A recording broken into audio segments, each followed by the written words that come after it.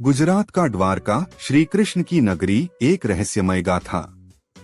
2000 plus शब्दों में विस्तृत हिंदी कहानी। भारत भूमि पर अनेक नगर और सभ्यताएं जन्मी हैं, परंतु कुछ नगर ऐसे हैं जिनका नाम स्वयं ईश्वर से जुड़ा हुआ है।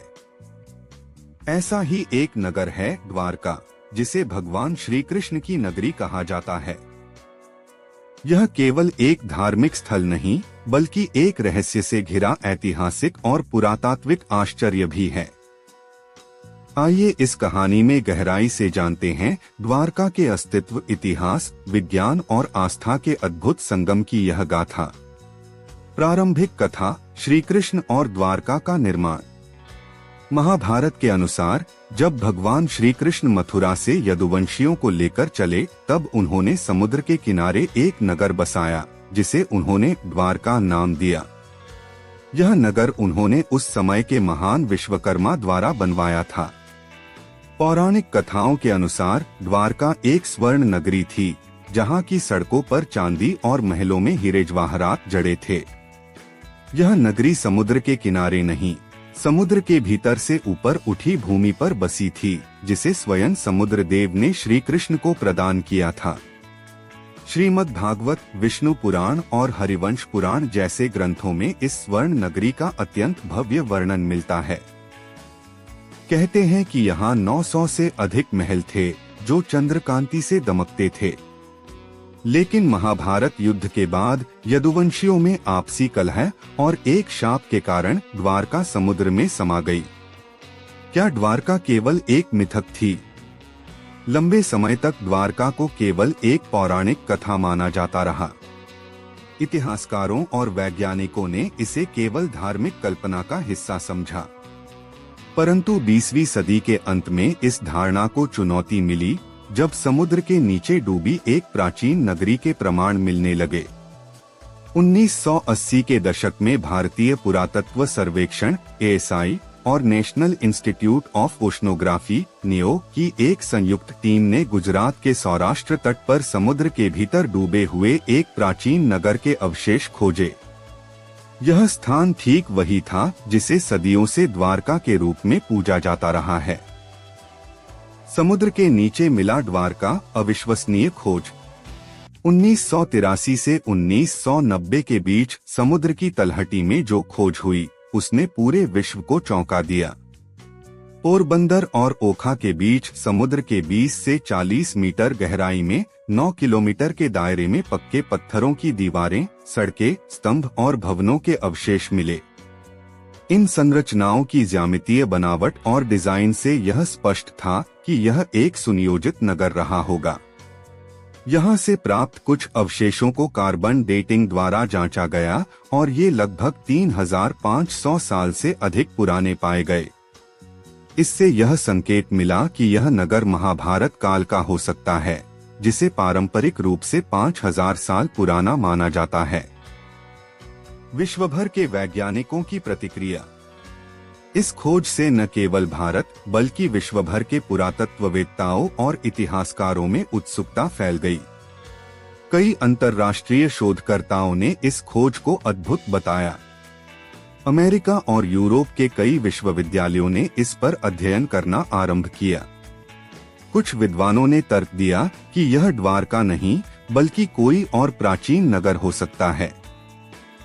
परंतु भारतीय परंपरा और भौगोलिक समानताओं को देखते हुए अधिकांश भारतीय इतिहासकार इसे श्री कृष्ण की द्वारका मानते हैं। द्वारका का धार्मिक महत्व। द्वारका आज भी एक प्रसिद्ध तीर्थ स्थल है। यह 4 धामों में से एक है और द्वारकाधीश मंदिर इसकी आत्मा है। यह मंदिर भी रहस्यों से भरा हुआ है। इसका निर्माण मूलतः आदि शंकराचार्य द्वारा 8वीं सदी में किया गया था, परंतु इसे कई बार नष्ट किया गया और फिर से बनाया गया।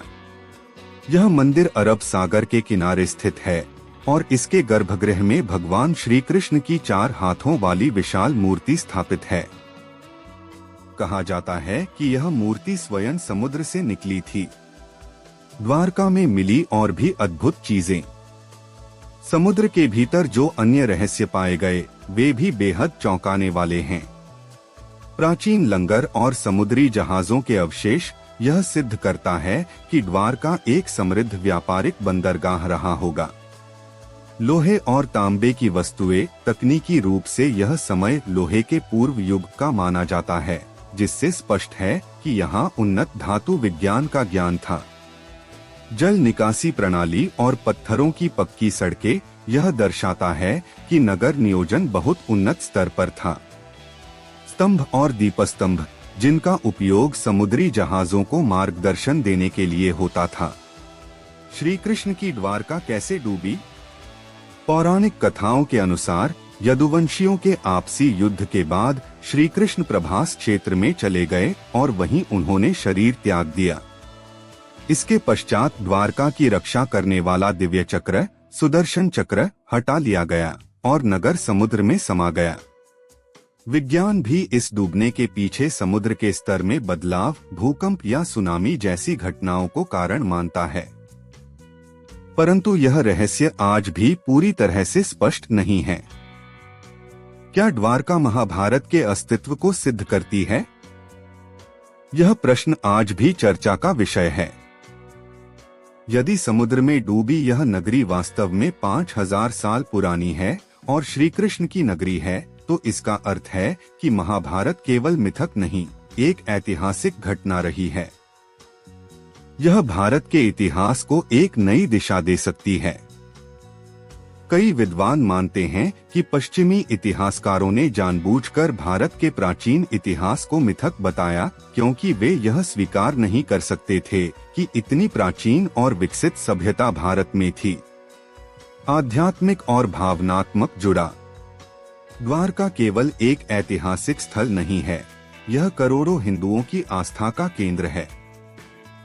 यहाँ आकर लोग केवल दर्शन नहीं करते, बल्कि आत्मिक अनुभव करते हैं।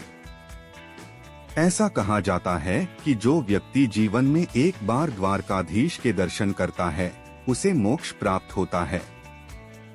यहाँ हर शाम समुद्र के किनारे मंदिर में होने वाली आरती और लहरों की गूंज से ऐसा अनुभव होता है जैसे स्वयं श्री कृष्ण अब भी वहाँ निवास कर रहे हों। निष्कर्ष, द्वारका एक जीवंत रहस्य। द्वारका आज भी उतना ही रहस्यमय है जितना हजारों साल पहले था। यह एक ऐसा नगर है जहां पौराणिकता और विज्ञान साथ चलते हैं। जहां भक्त के लिए यह श्री कृष्ण का घर है, वहीं इतिहासकार के लिए यह भारत की भूली हुई उन्नत सभ्यता का प्रमाण है।